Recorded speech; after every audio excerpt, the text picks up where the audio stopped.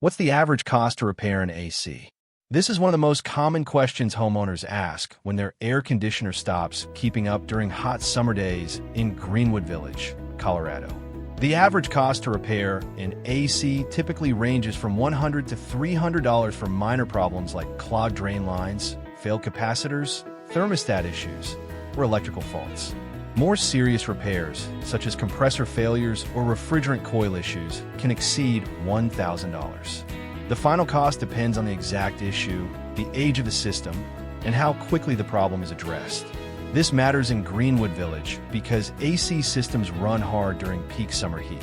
Delaying small repairs often turns minor issues into major breakdowns, leading to higher costs and emergency service during the busiest time of year.